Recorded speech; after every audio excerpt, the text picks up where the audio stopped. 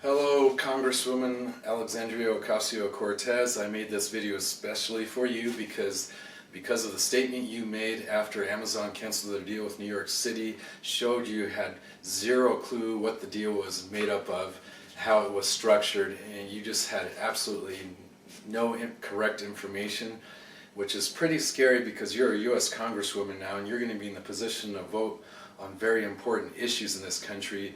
And you really need to do more research and read more and study more, because you certainly didn't on this deal, but yet you were part of the people that harassed and bothered Amazon to the point of them just saying, you know what, we don't need to be here. And you know what, there's a lot of people in your district that would have loved for them to be there, and would have been great for the city of New York and New York State. And so what I'm going to do is I'm going to read the statement that you gave after Amazon canceled the deal, and then I'm going to give you the correct information, break down the deal for you, show you what it was made up of and how it was structured, because you didn't do this research. So this is what you said: if we were willing to give away $3 billion for this deal, we could invest those $3 billion in our district ourselves if we wanted to. We could hire out more teachers, we can fix our subways, we can put a lot of people to work for that money if we wanted to. Okay, that was what you said after Amazon canceled the deal, and my jaw dropped, because it's like, are you serious? There was no $3 billion. You think there was like $3 billion in cash on the table that New York City was just going to shovel to Amazon, but there was no money. It's zero. Those were tax breaks and tax credits that Amazon would have gotten once they were in New York, and once revenue was flowing, they would have gotten some tax breaks, which would have been minuscule, you know, pretty tiny compared to what they were bringing into the state and city. So let me break down the deal for you. Four of the main things they were going to get. Amazon was going to get $897 million in credits in the city's Relocation and Employment Assistance Program, also known as REAP. I'm going to break down that deal momentarily to show you in detail. They are also going to get $386 million from the Industrial and Commercial Abatement Program, also a $505 million capital grant, and a $1.2 billion in Excelsior credits if its job creation goals are met. If the job creation goals are met. If they only hired a fraction, then they would only get a fraction of that. Now, the projections for the next 25 years was that the Amazon deal was going to bring in $27.5 billion in state and city revenue, which is a 9-to-1 ratio over the tax credits. You know, they were going to bring in $27.5 billion in state and city revenue versus them getting $3 billion in tax credits and tax breaks. So I will break down the Relocation and Employment Assistance Program, also known as REAP. Now, the New York City Department of Finance has a website dedicated to this program that I easily found, and that you should have looked up first before you made any comments.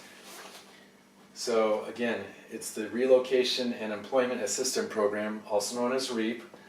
What it is, it's the benefit, it's an annual credit for $3,000 for 12 years per eligible employee, or per eligible aggregate employee share for relocating to a designated location. So if they hired one employee, over the next 12 years they would get $36,000 total in this credit.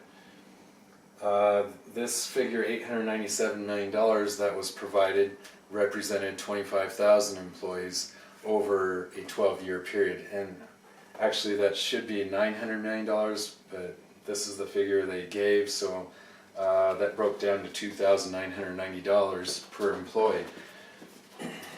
If they hired 10 employees, that would be worth $360,000 over the next 12 years.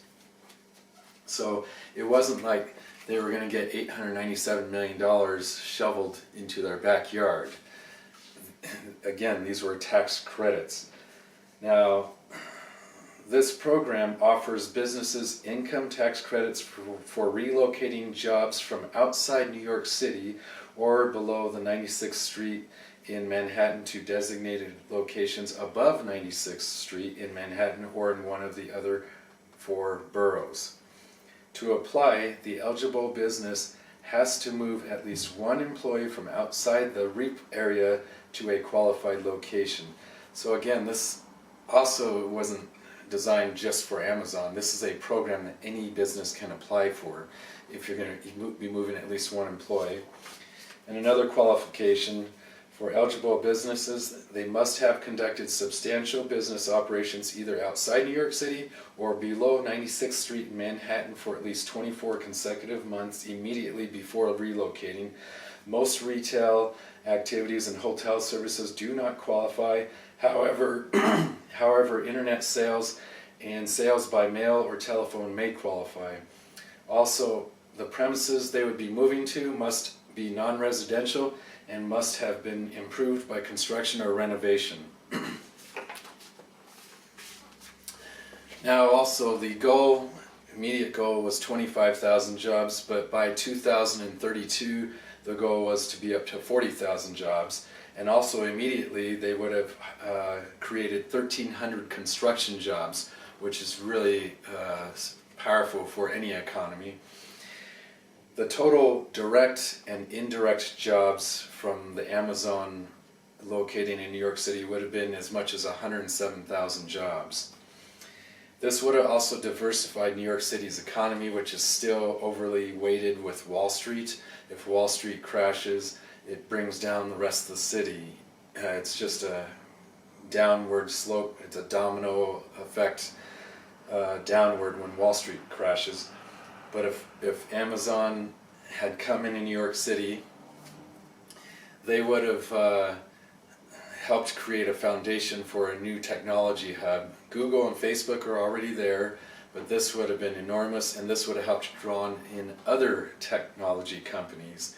And the talent pool would have continued to grow.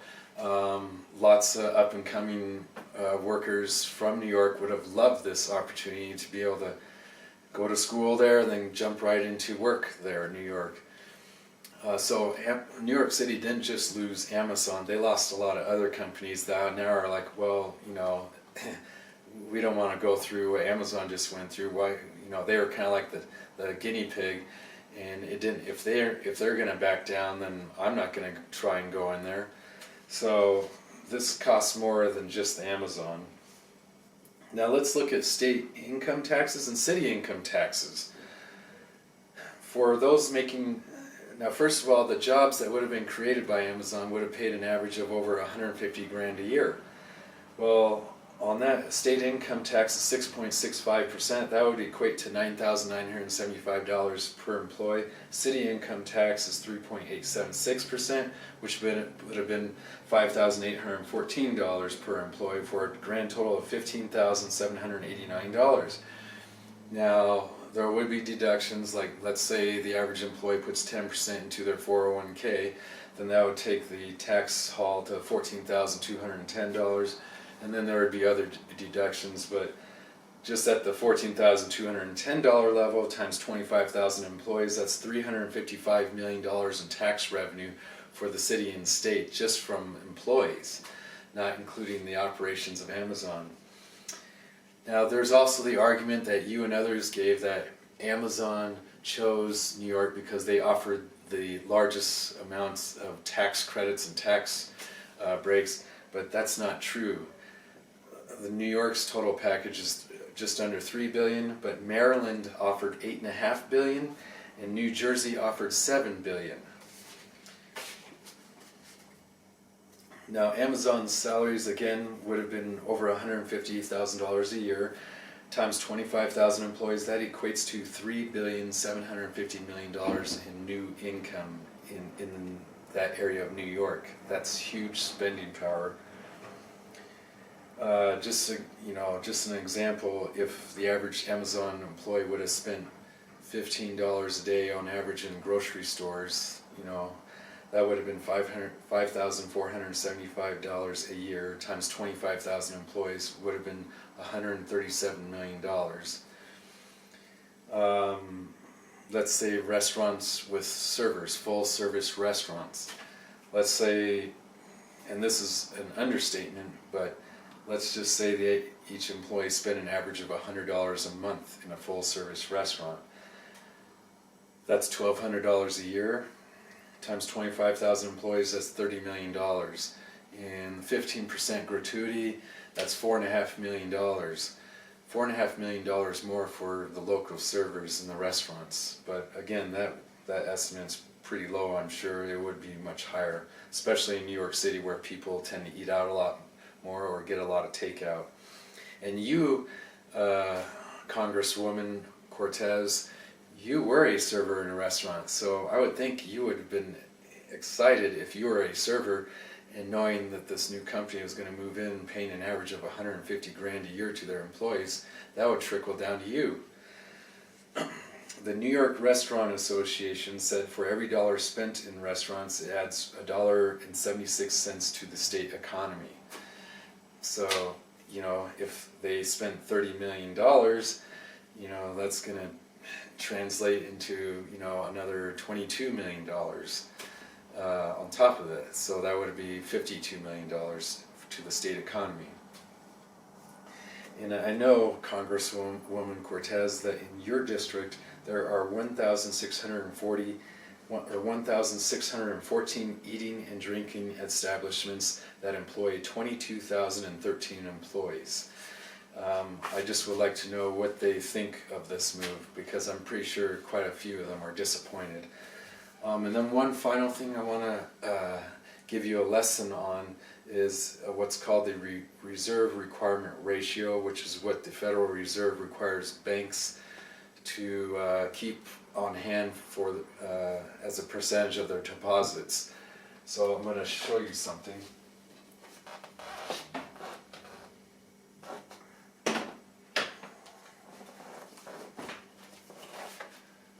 Now, again, the reserve requirement ratio, right now it's 10%.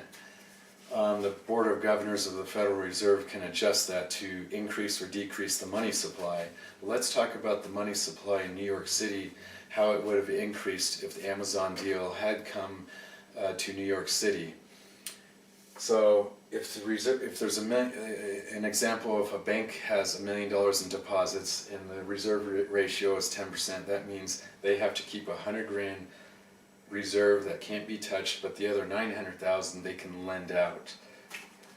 So if the 25,000 new Amazon employees had saved an average of $10,000 in their first year, which is pretty reasonable, some would save more, but let's say $10,000, that's $250 million in new deposits in banks.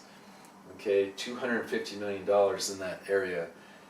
The reserve requirement would make the banks keep $25 million of it in reserves, but they could lend out the other $225 million. They could lend it to aspiring entrepreneurs who want to borrow. They could lend it out to people that want to buy cars. They could lend it out to people that want to buy homes. It could go into all kinds of sectors of the economy. Now, once that money gets lent out, then it'll be deposited in banks again, right here, right there. And then there's the new reserve requirement ratio for that money, and then they can lend out $202 million. So see, it's a constant process that it keeps multiplying and the money supply keeps going. And an easy formula to know what the money supply would grow by is to take the initial deposits and divide it by the reserve requirement ratio. So that's $250 million divided by 10%, and that gets you $2.5 billion. So the money supply in the New York City area could have grown by as much as $2.5 billion. But that's with Amazon moving in, and now the money supply is going to grow by 0. So again, in closing, Congresswoman